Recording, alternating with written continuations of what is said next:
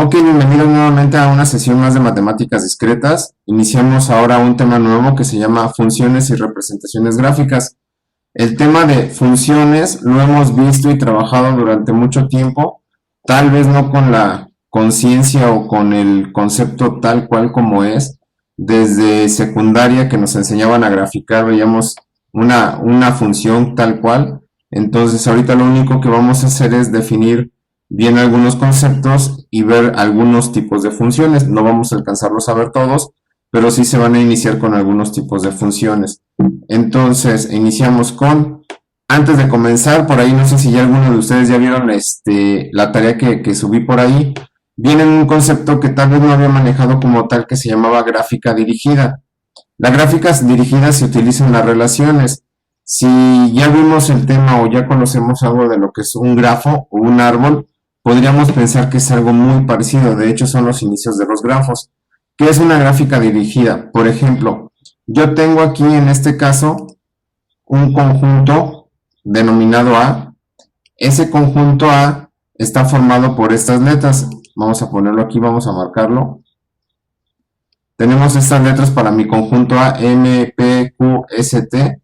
Y acuérdense que una relación proviene de un producto cartesiano de varios conjuntos.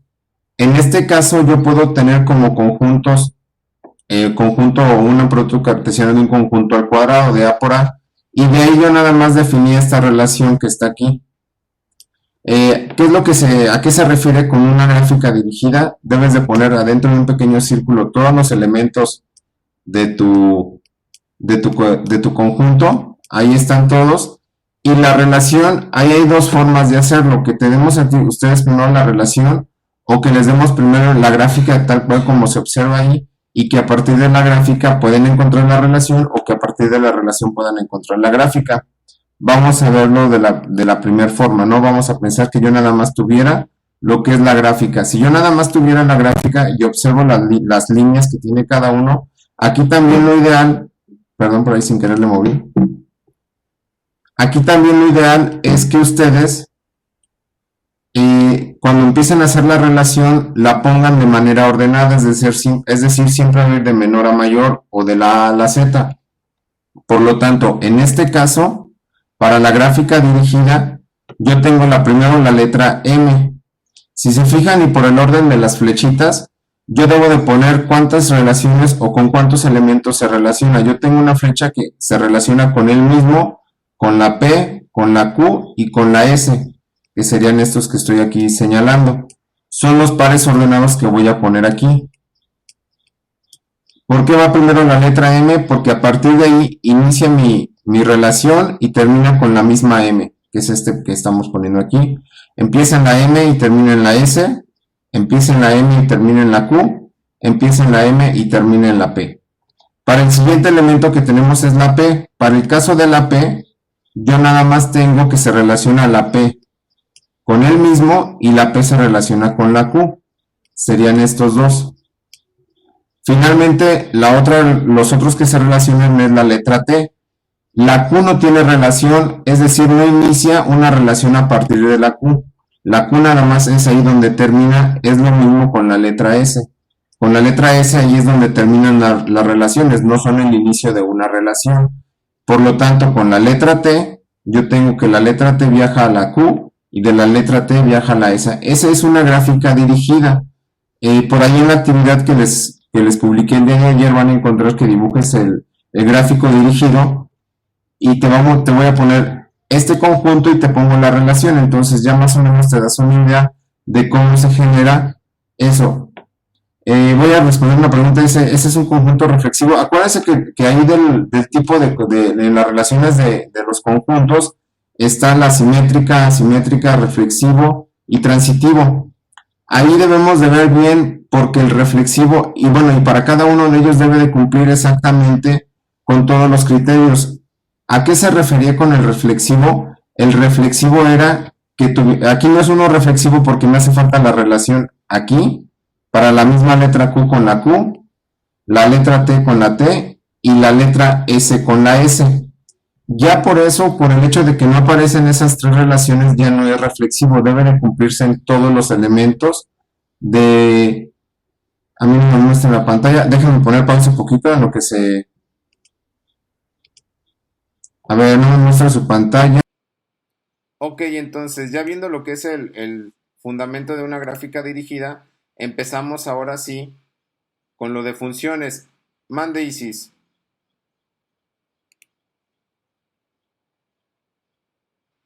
Ok, ya está. ¿Cómo nosotros sabemos el origen y el fin de la flecha o donde se indica la relación de uno con otro? Por ejemplo, aquí voy a explicarlo. Yo tengo esto. Acuérdense que el primer elemento es el origen de la relación y el segundo elemento es el destino de la relación. Si yo veo que aquí hay una M al inicio y luego una M, quiere decir que tengo que hacer esto para llegar a la misma letra M. Por ejemplo, si yo pusiera una relación donde estuviera primero la letra T y luego la letra P, quiere decir que la letra P es el fin. Entonces, yo lo que tengo que poner es una flecha iniciando en T y terminando en la letra P. Así es como yo puedo identificar el inicio y el fin de las relaciones. Si tú, por ejemplo, nada más, voy a poner ahorita una así que no sea de las que están aquí, tú encuentras esto así. Si te fijas, la letra S es el inicio y la letra Q es el fin. Quiere decir que aquí adentro de estos pares ordenados en tu relación, tienes que poner primero la letra S, obviamente su paréntesis, coma, y después la letra Q. Ahí es como encuentras el par ordenado para saber cómo van las flechas. Nada más.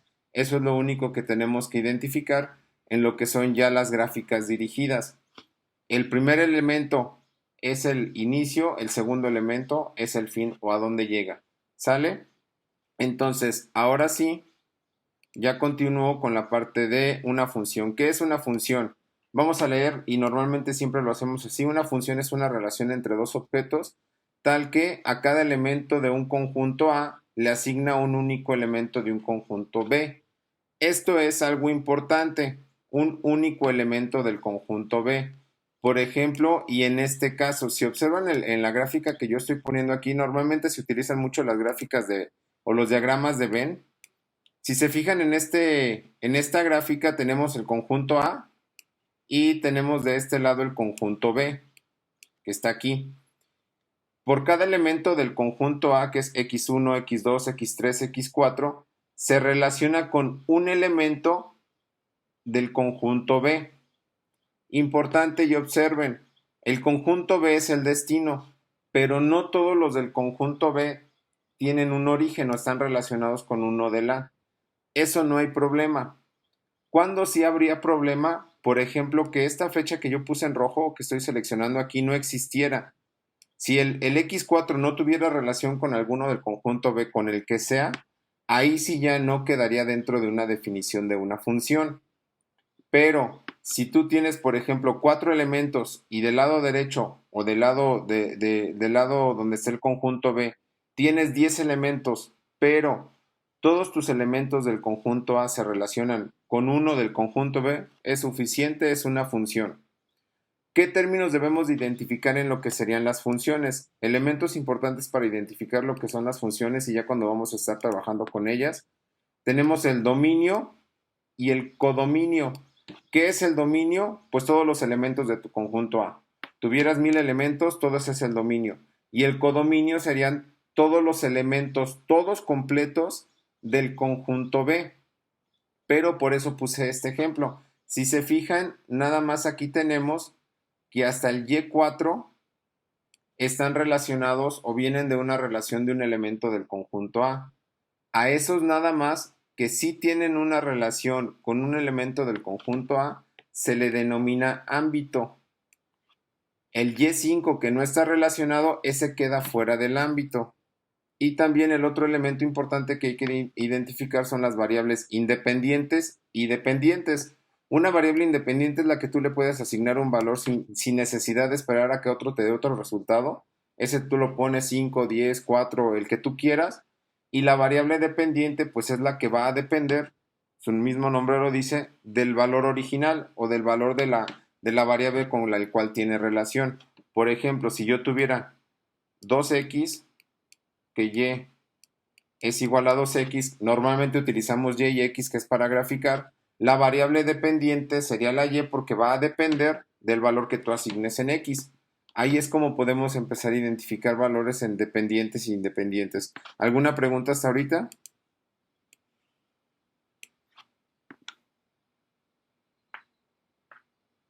¿Ninguna? Ok, continuamos nada más para estar aquí Yo contestando. ¿Mande? tengo una. Dice que en la X, como es el dominio, sí había problemas si no tiene una variable y, ¿no? Algo así, me Ah, ok. parece. Mira, para que se entienda bien, una función, para que sea una función, por cada elemento de x, tú debes de tenerlo relacionado con uno de y. ¿Cuándo ya no sería una función? Cuando, por ejemplo, voy a pensar que yo tuviera este mismo ejemplo, pero el x3, suponiendo, lo voy a poner así todo como en negro, ¿no? El x3, aquí no hubiera nada, no estuviera relacionado con nada, y si existiera en mi conjunto, ya no sería una función. Sí son pares ordenados que están relacionados, etcétera, pero ya como en la definición de función ya no quedaría, porque ya estás dejando un elemento que está en tu dominio que no lo está relacionando con ningún elemento de tu codominio. Eso es lo único que se menciona, ¿ok? De acuerdo, muchas gracias. Sí, de nada. Entonces, ¿alguien más tiene alguna pregunta? Y cuando un número tuviera menos elementos que el codominio, la cantidad de elementos no importa, porque por ejemplo, y son cuando vamos a identificar diferentes tipos de funciones, porque vamos a tener funciones en donde un mismo elemento, por ejemplo, como si yo pensara en esto, se va a explicar más a detalle en los siguientes temas, pero ya que hiciste la pregunta por decir, si yo tengo esto, si te fijas, está así, ya es un tipo de función. Entonces, sí lo vamos a ver ahorita más adelante, porque esos ya vienen con un tipo de función específica, ¿sale? Entonces, ahorita nada más es la definición de función en general, que lo voy a explicar como función en el siguiente ejemplo.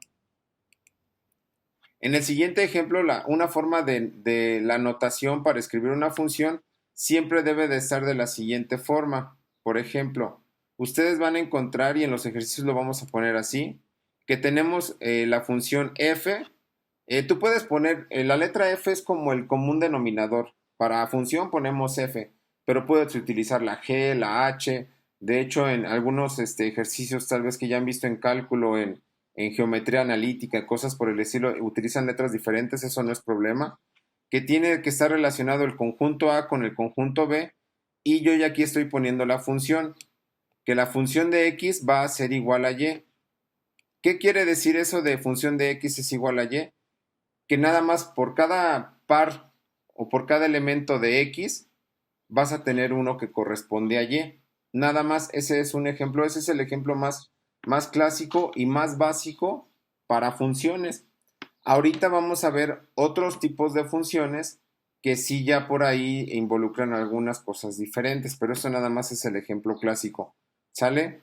Entonces, ya para ir resolviendo un poquito más sus dudas, este ejemplo también es para que ustedes lo puedan entender un poquito mejor, ya con conjuntos, ya con una notación algebraica.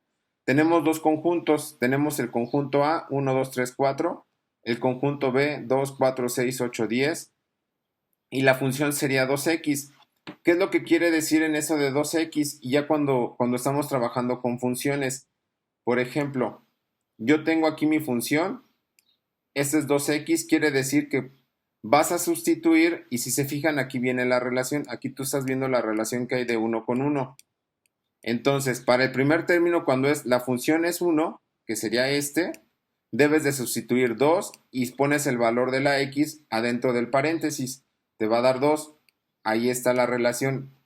Cuando es 2, lo sustituyes por el 2, te da con el 4, luego te va a dar 6 y te va a dar 8. Nada más es ir sustituyendo el elemento de x en la función para encontrar su resultado. Por lo tanto, aquí podemos ver que aunque nuestro conjunto B son 5 términos, el ámbito nada más son 4, que serían estos 4 elementos que sí tienen relación con los elementos del conjunto A. Eso es lo único que hay que notar aquí. Por ejemplo, yo podría poner otra función y te diría, encuentra los elementos del conjunto B, o tal vez si aquí yo le agregara un más 2, entonces tienes que ir sustituyendo, pones aquí un más 2 y vas a encontrar todos los elementos que corresponden al conjunto B. Nada más, en este caso es algo así muy sencillo. Ahorita vamos a ver un poquito cosas más complejas. Acuérdense que como definición ya pudimos ver que todos los elementos del conjunto de salida, el conjunto de salida es donde empiezan. En este caso lo vimos como letra A. Todos los elementos del conjunto de salida deben relacionarse con un único elemento del conjunto de llegada.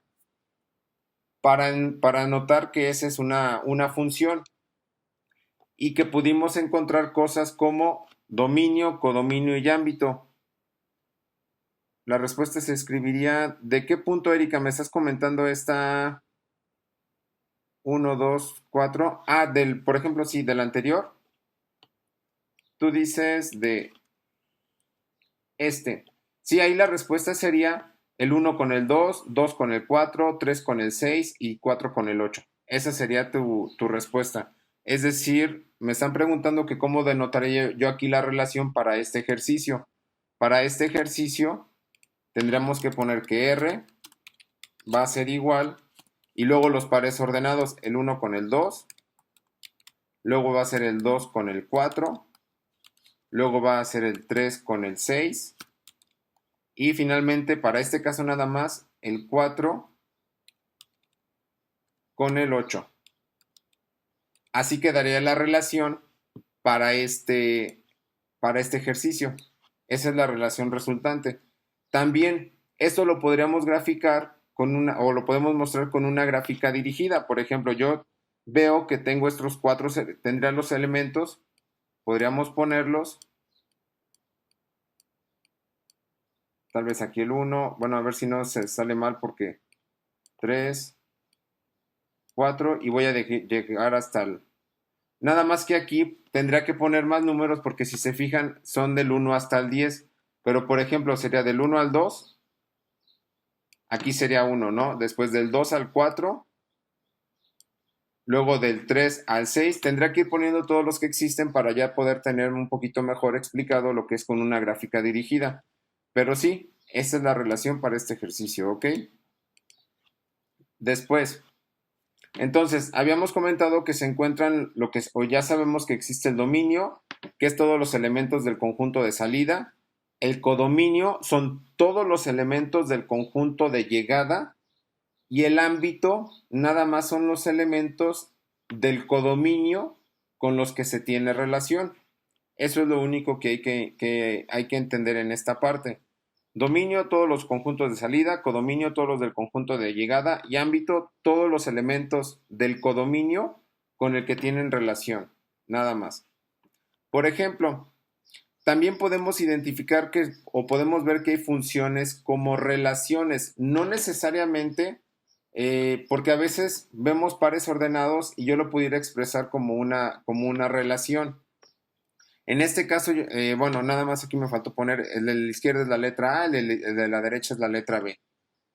Si yo lo quisiera graficar con una gráfica dirigida o lo quisiera mostrar con una gráfica dirigida, normalmente lo llamamos gráfica de F, en donde esta G es por gráfica. Tú puedes poner H de F, H de G, pero ahora sí que por reglas no escritas normalmente ponemos la letra G para que se interprete y se entienda que estamos hablando de lo mismo. Pero si tú, por ejemplo, en uno de tus ejercicios o algo, llegas a escribir en lugar de G, que es la letra H,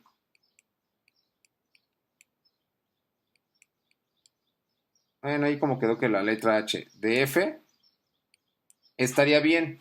Y luego ya acá pones todos tus pares ordenados, entonces no habría problema de eso. Lo podríamos ver también como una gráfica de la función.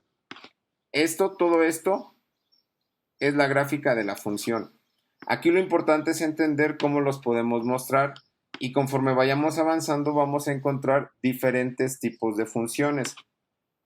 Luego, Entonces, por lo tanto, ¿qué es una función? Para que se quede bien claro qué es una función. Una función f es una relación de B con A o del conjunto B con el conjunto A, tal que cada A de que pertenece, esta A es un elemento, dejen ponerlo aquí bien, esta pequeña letra A es un elemento, no es el conjunto. Yo aquí para que lo entiendan bien, la letra A minúscula son los elementos del conjunto, que pertenece al conjunto A, pertenece a un par ordenado único de A con B.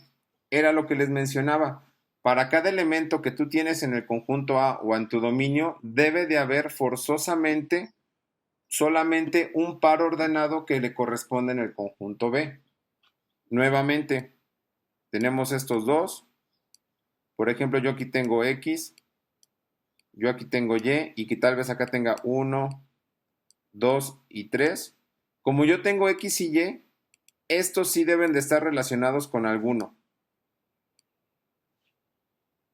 Puede quedar el 2 solo y no hay problema. Pero si, por ejemplo, yo tuviera, vamos aquí a borrarle,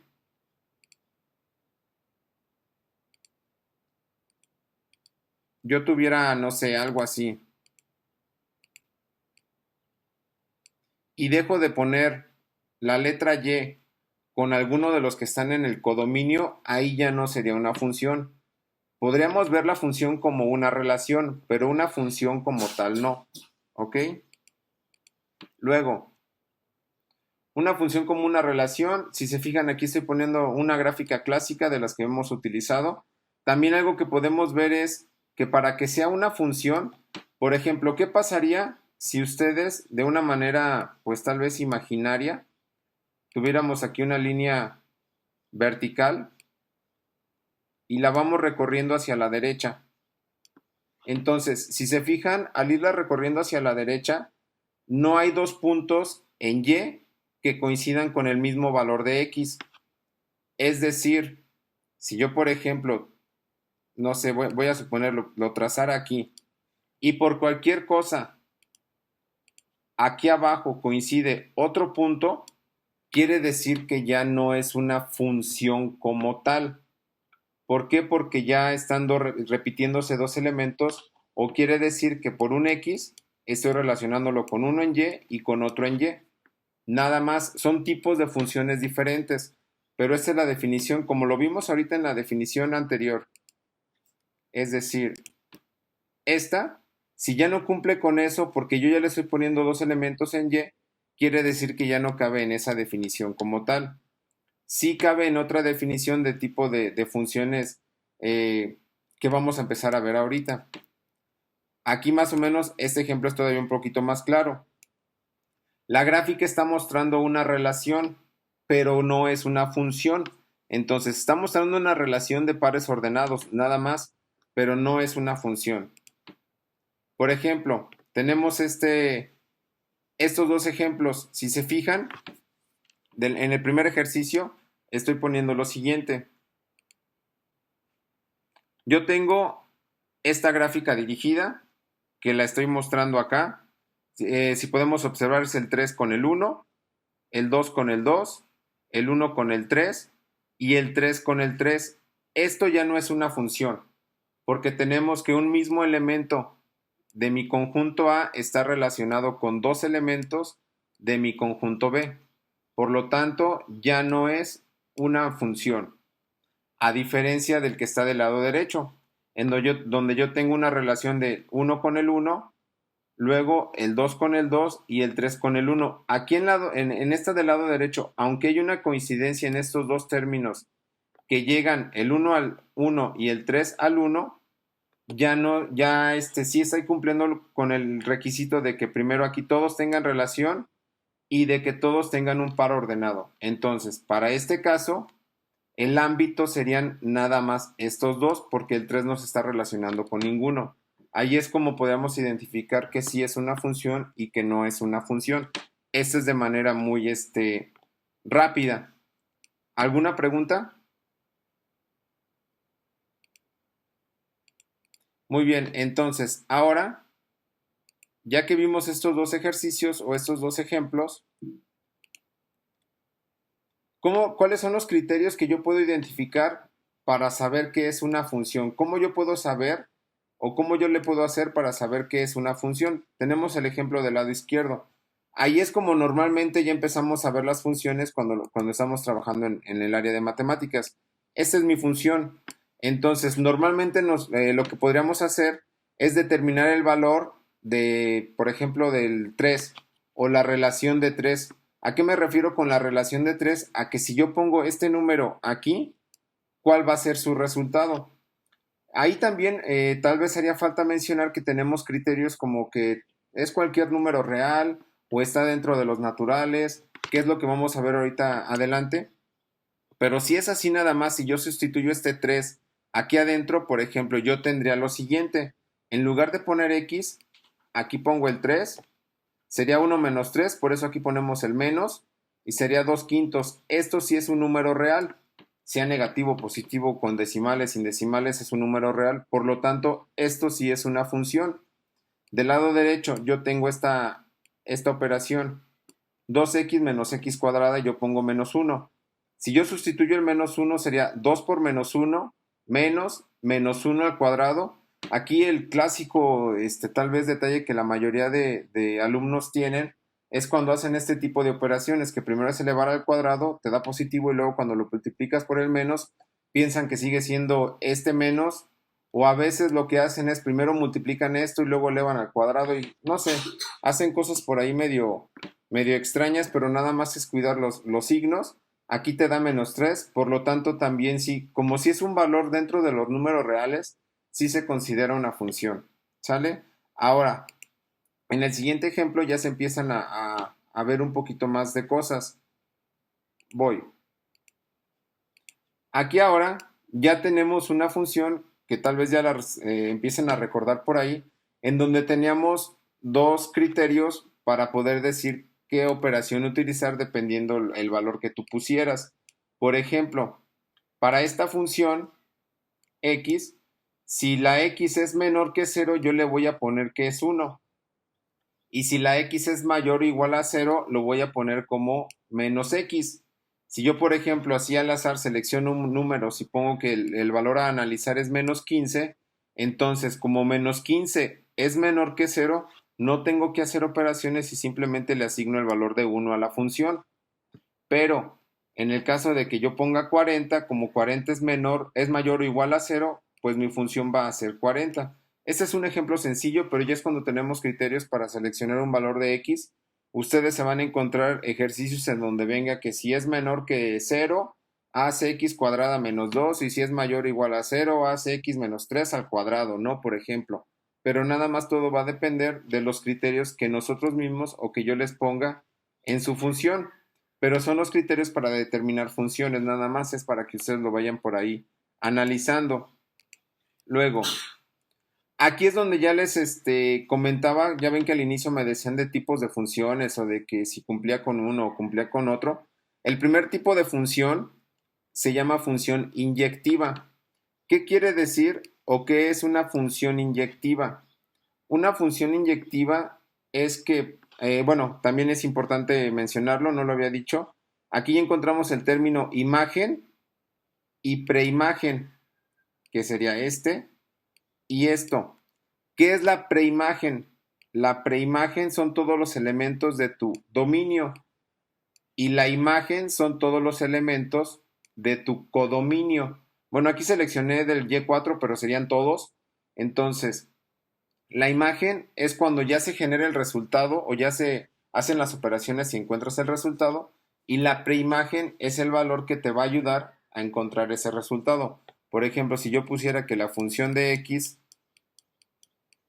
es igual a 2x menos 3, y yo digo que con la preimagen 2, la preimagen, si yo digo que el preimagen es 2, aquí debe de haber un 2 y por lo tanto debe de haber un resultado en el codominio ya sustituyendo con ese 2. En ese caso sería 1. 2 por 2, 4 menos 3, 1. Aquí estaría relacionado con 1.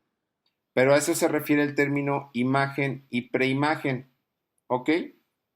Después, en la misma definición nos menciona, para todo elemento una función de A del conjunto A con el B es inyectiva si para cada imagen existe a lo sumo. ¿Qué significa eso de a lo sumo?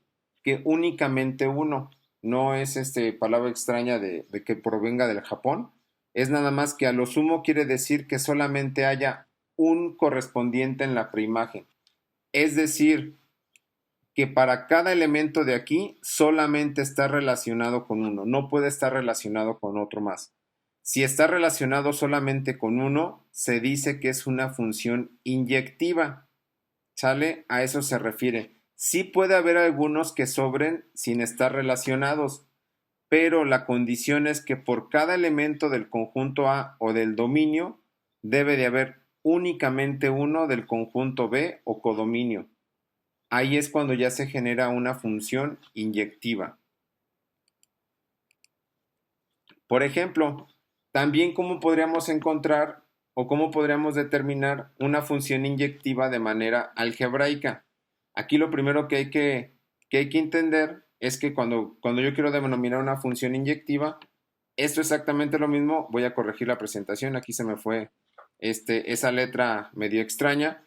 Siempre que para los elementos de m y n, tal es que la función de m sea igual a la función de n. Por ejemplo, yo tengo esta, para que siempre se entienden más claro con los ejercicios, yo tengo esta función, esta que está aquí es 3x más 1. Esta R son los números reales, es decir, tanto el dominio como el codominio son números reales, y lo que queremos hacer es probar que f es inyectiva. La primera condición es que estas dos deben de ser igual. ¿Por qué? Porque aquí dice que m debe de ser igual que n. Por lo tanto, aquí lo nada más subrayé, que es lo mismo, esto que está aquí es esto que viene acá. Lo que tenemos que hacer es, pues nada más sustituir. Función de m, 3m más 1. Función de n, 3n menos 1. Perdón, aquí sería también más 1, me equivoqué. Como están los dos con el signo igual, pues prácticamente ya sea que el 1 de la izquierda lo pase a la derecha o el 1 de la derecha lo pase a la izquierda, se van a eliminar, me va a quedar 0 y por lo tanto nada más yo tengo esto. Como estos dos 3 están multiplicando, es exactamente lo mismo, se me eliminan. Se me eliminan porque se hace 1, es una división, no porque se me ocurra quitarlos. Esto que está aquí es como si yo tuviera que m va a ser igual a 3 entre 3 n. Nada más fue ese pequeño lapso que se hizo. Se eliminan y me quedaría 1, por lo tanto m es igual que n. ¿Qué es lo que se debe de cumplir aquí con la condición? Por lo tanto se dice que esa función sí es inyectiva. Para algunas personas es más fácil verlo de manera gráfica, para algunas personas es más fácil hacerlo de manera algebraica.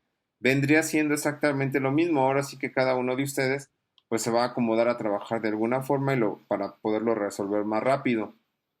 ¿Alguna pregunta de eso? Ahora, el siguiente tipo de función se llama sobreyectiva. Ahí es donde ya entramos a ejercicios como los que comentaban en un inicio. Sí sigue siendo una función, pero se le llama sobreyectiva. ¿Por qué? Porque yo tengo elementos del conjunto A, que es el dominio, que se relacionan dos elementos del dominio con un elemento del codominio.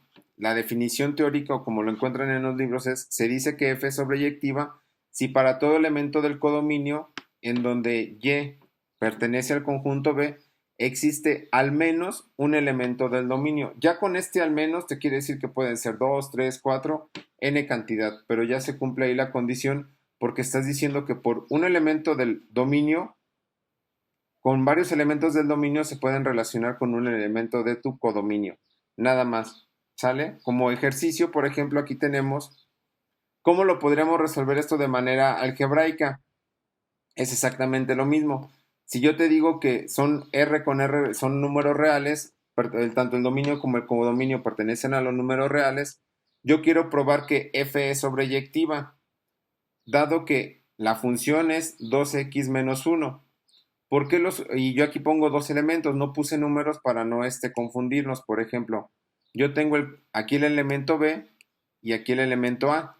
Entonces, si hago esa igualación, nada más aquí no lo puse, sería f de a, perdón, aquí sería f de b, para llegar a esta ecuación, en donde ya despejando la ecuación tendríamos que, para encontrar el elemento de b, que es esto, yo debo de ir sustituyendo aquí un número.